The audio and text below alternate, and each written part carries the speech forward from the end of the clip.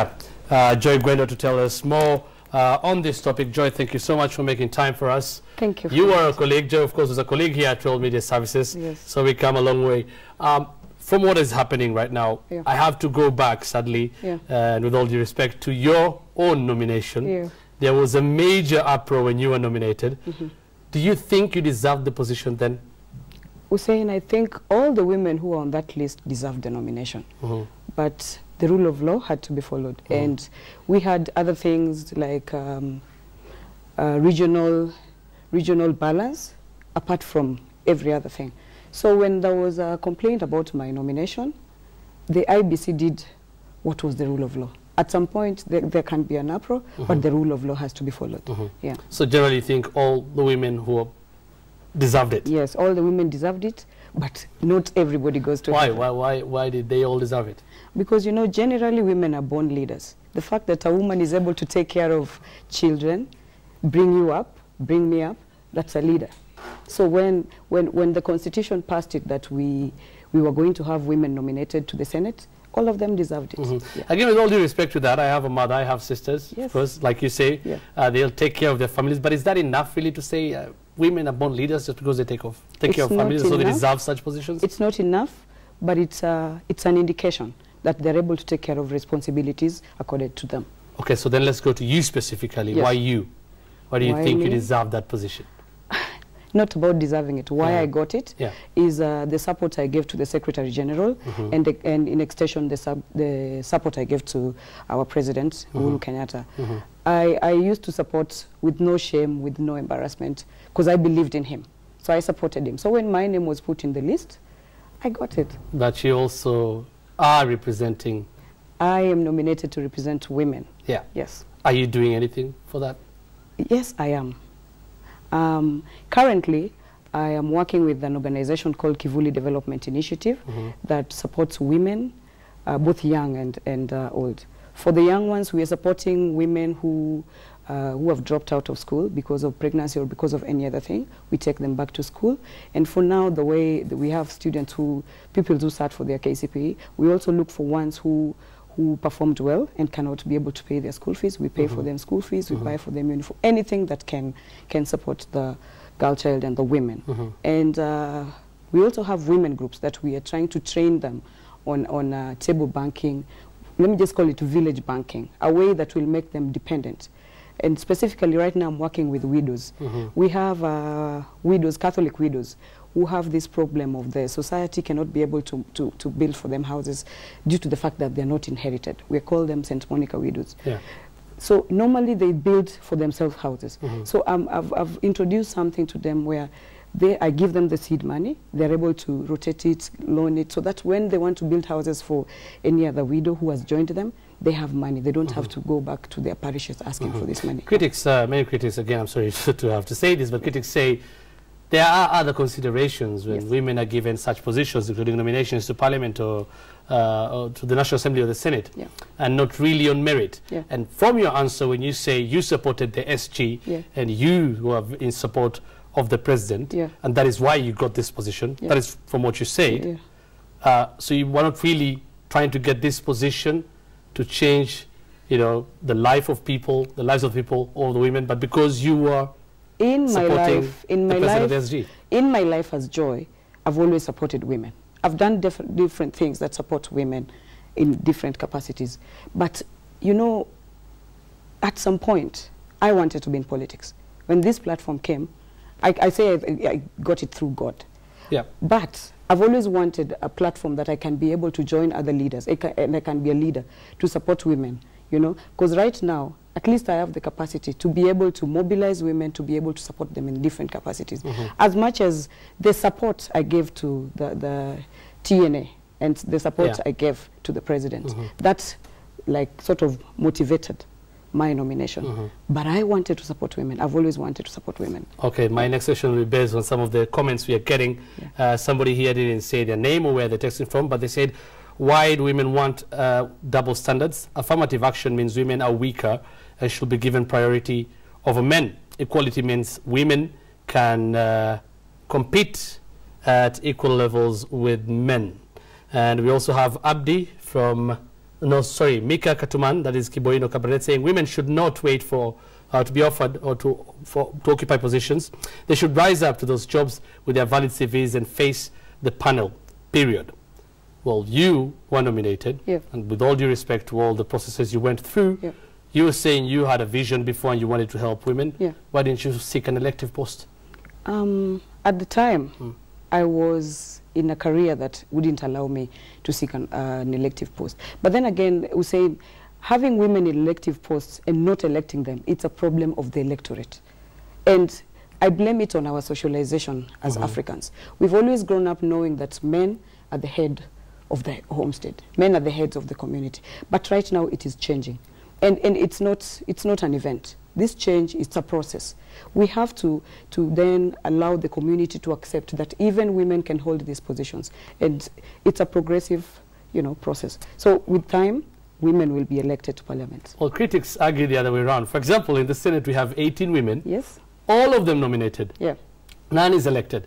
Majority, of course, in the National Assembly is the same. 47, yeah. 47 from county women representatives who are just competing with women. You're saying the electorate in Kenya does not elect women. Is it? Some will. You may have an argument there, but some will argue the other way around, saying it's the women who don't show much to offer. Critics say that. Maybe you're right in both areas. You see, I take it back to our socialization. We grow up knowing it's the father who is the head of the house. The woman is supposed to be, you have a place you belong to. But everything is changing. And it's not like coffee, It's a process. And we have to sort of make the people accept it. It's not that women don't have capabilities. Women have capabilities. Women are educated. Women can do it. But we have to make our people understand this. Yes. Finally, what kind of treatment do you get at the Senate? You personally and the other women, what kind of treatment do you get? Of course, at first they look at us as flower girls, but when they hear what we have to offer, they accept us. And leadership is given by God, Hussein. So when you disrespect a woman because you see they are flower girls, you know who you're disrespecting. Joy Gwendo, nominated senator, thank you very much. I'm going to hand you back to Janet. And the panel right now. Let's Janet, do you have any question to Joy? All right. Thank you, Hussein. First of all, let me go to the chairperson of the National Gender and Equality Commission, Winnie Lichuma. You seem to be reacting to some of the statements that Joy Gwendo was making, almost cringing. Were you uncomfortable with some of the answers she was giving? Were you not happy with some of the answers she was giving? No, I'm just looking at Joy, looking at the factors that have contributed to women being where they are. One, she's talked about the structural barriers that have forever caused women to be discriminated. She's talked about the cultural stereotyping that we know is an issue. And then looking at the obvious, the deep-rooted patriarchal nature of our society. And finally, the aspect of poor socialization, where it's always believed it has to be the boy child, the men, and the like. But a few things Joy has said are quite interesting. First of all, I thought she would raise the fact that at the Senate, we only have the 18 nominated women, but they do not have the power to vote.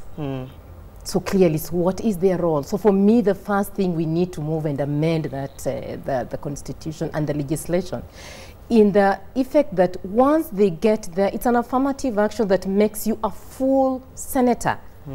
It is the same way I'm telling my brother here from Kibra, the women representative cannot be a man because the seat is affirmative action seat reserved for a woman.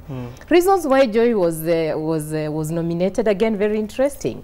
I think I earlier said when we look at our political nature, and for me, I am challenging a section of the Constitution. We have a matter still pending in the Supreme Court as the National Gender and Equality Commission. What we are saying is that political parties must make these processes competitive. So the women seeking to be nominated as senators then get to apply, and we vote for them, party members at that level. I'd like to give Joy Gwendo a chance to respond to that. She's listening. Yes. What do you have to say, Joy?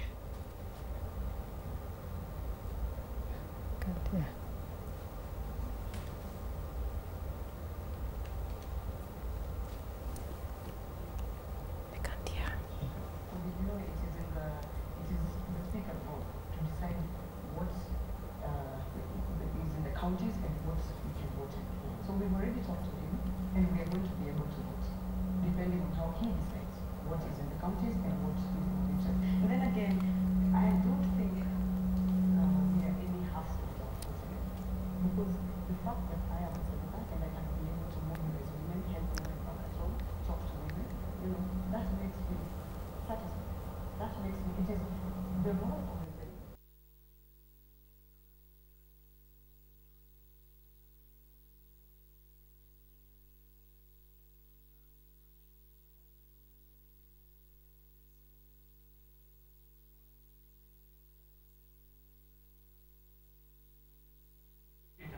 All right. All right, thank you for that. So she said they're working on being able to vote. We need to move the conversation along, unfortunately, because time is running out. A few tweets here. One is from Paul X Mash, who says, women empowerment is impossible without building trust and confidence from other women who are bound by societal structures. And then at I_Jeff says, a woman is a woman's enemy. They are full of jealousy and will never stand to see a fellow woman being a boss. Sue, as someone who's worked for so long, you know, identified issues in the corporate sector, how true is this? I think it was happening in the past, but it's changing. But it's still quite an issue. It's still quite an issue, and women need to really pay attention to that and see how they can change. But that's why, for instance, at Pink Progress, we're getting out and encouraging women to support each other and to get out and gun for corporate leadership. Tell me a little bit about your own breakthrough. I mean, you worked for a lot of high-profile organizations, and you had very high-profile positions there. No doubt faced a lot of challenges. Summarize some of the toughest things that you faced while you're in those positions, and maybe mention one breakthrough that you made as a woman in leadership in one of these organizations. Well, over the years in my career, obviously, I've had many challenges as a woman.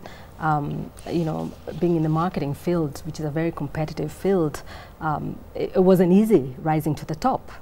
And I think that's why, like they say, women sometimes have to work twice as hard as men. And I think I did that. I probably worked thrice as hard as men, or 3 times as hard as men. But looking at my career, I think there's places where I have been very lonely. You know, I've sat in boardrooms alone as a woman amongst men. I've obviously had to make some major changes in some companies. For instance, I worked for some organization where, as a manager, I got sick and I needed, actually not got sick, I went on maternity leave. And they said, hey, wait a minute, we can't pay for you. We only support men managers. And I had to make a lot of noise. And today the women in that organization all benefit from the fact that I spoke up. I was like, I'm a woman, I'm a manager, I'm delivering like a man. Why can't I enjoy the benefits? Okay. So that's one example I can give you. All right, Ken, very quickly, I believe you've been exposed or read widely on the same issues in other countries. We've highlighted Rwanda as an example. Why do you think they're getting it right? Why do you think they're pushing their women into leadership, and what can we borrow from that model? I think Rwanda is interesting. They had a political will, they had a time to change and make a new constitution, and they went for it and put it in their constitution, that percentage. Kenya has a constitution in which we talk about a third representation of the genders, but our political parties and our culture hasn't reached that place. So we have a constitution, but our culture and mentality hasn't moved there. So my word out here is to Kenyan women and my mothers and sisters, please believe in yourself, stand out there, go out and do it. I'm proud to have friends like Joy Gwendo or Daisy sitting in the Senate as nominated senators. I want next time that our parties can make it clean nominations so they can run on TNA or ODM tickets and actually get elected. All right. And I want us to do that for governors too. I visited Rwanda, and in the eastern province of Rwanda, they have a governor on the border with the Congo, and she's in charge of security, including that area. In Kenya, all 47 counties, you know, we didn't elect a single governor. The parties didn't even nominate a woman governor. So Kenya is lagging behind. But most importantly is, what can we change right now? We have a president who has the prerogative to appoint women. I lived in the United States, where Kenya is still doing better than the United States. But we have never had a woman ambassador to the United States. We have a lady who's been acting since June of last year to now. 7 months is too many months of acting. President Kenyatta confirmed that amazing lady as the first woman ambassador of Kenya to the United States. Show our girls it can happen. Inspire them. We're now coming to final comments, and I'll ask you a question and then you can give your final comments. Some people argue that gender equality will not be solved through legislation. It's deeper than that. It runs deeper than just legislation. What are your thoughts on that? True, yes, and we both need the legislation and the other measures. I think, one, we need to address the issues of the gender biases that are exhibited, as he's saying clearly, by stereotyping and imagining women cannot be able to make it. I know there's some counties that Nyeri, I think Narok and Busia, that have county secretaries who are women. And I think we would want to watch and see what their performance is. And in effect, what I think, what the Constitution does, it keeps reminding us of what we need to do. It's the obvious thing, but it's never done. And for me, as the chair of the National Gender and Equality Commission, together with my commission, our task is enormous. We have women, we have persons with disabilities, we have the youth, we have children, we have the elderly. So you need to do that balance. And for me, what I will do is what the law allows me to do, to hold the leadership to account, the accountability mechanism. So forever, we shall call on the president to respect the gender rule. I know the appointments that have just happened, we clearly have indicated to him he has failed the test, but we know he means well. We have the ways of fund, though of course we haven't started accessing it, and I think the women are waiting anxiously. But I think that special interest that gets men and women working together, I think is what we need. First of all, the women don't have the numbers. So the women also need the goodwill, like my brother Ken here in Parliament. All right, thank you. Your final comments, Sue. Well, my final comments are, of course, women do face challenges in the sense that, I mean, you know, we get married, we have children, and I'm speaking from the corporate side of things. When we're on maternity leave, the men are working, so when we come back, we find the men are promoted, and therefore you have very few women or less women moving up to the top. If we don't have a crop of senior women on the executive positions, how are we going to get women on boards? And you know, the board is the final decision maker of any organization. If we have women at the top, then we expect that they will encourage women to be promoted. So for me, especially for the corporate side, women step up, express interest, serve on boards or take up leadership. Lean in, as we were talking about the Sheryl Sandberg yes, book, and then I was just going to add Facebook on what she's doing. We have the female features group training done by Federation of Kenya Employers. What they're doing is they're trying to prepare women for board competency, so that I'm a pioneer member of that group, as much as I feel I've reached that level. But there are those intrigues of board governance that women must know. And what I want to encourage the women, the pink progress is there, we have the FK and others. Women must come out. So women who are working can access that program? You can access it is 2 days in a month, Friday and Saturday, and you do it for a period of 9 months. I think they do continuously. Women must continuously build their capacity. And I want to break the myth that women don't support each other. The reason we formed Pink Progress with my partner Susan Modune is because we both have sat on many boards. And many times men will call us, or companies will call us and say, can you serve on our board? And we say, well, we've only so many hours in a day just like everybody else, but can we suggest a woman? And then they say, oh no, it's okay. And then they go on and appoint a man, you know?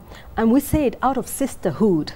We're gonna get up and tell women, get up, we're going to support you, we're going to mentor you. So we are breaking that myth that women are each other's enemy. All right, okay. Interesting that there's programs that exist. Perhaps we need to know more about them. Is there a website that people can access? Federation of Kenya Employers. Okay, Federation of Kenya. Okay, fine. Federation of Jacqueline Mugo and her team. And I think there's another class running, so it's running continuously. Okay, that's good and to know. Adding on that, I think even at the MBA class that graduated from the University of Nairobi, we had 50-50. 50 men, 50 women, and the MBA class had over 1,000 candidates. So I think women are getting there, but we need progress. More support. All right, thank you. You made your closing comments. I think you'd made a few earlier when you were telling the president to appoint. Well, I think I just really stick to it. To be fair, I think my party, the Orange Democratic Movement, we're at a critical time. We're going to elections at the end of February. We will not be honest with ourselves if ODM comes out of that leadership struggle without 1/3 of women in the top leadership of ODM. And I hope TNA and URP will follow suit once we set a good example for them. And that's the way to lift up women in political leadership in Kenya. All right. Thank you all so much for your contributions to this discussion. Certainly something we'll come back to discuss at a later date. Right now I'm going to hand it back over to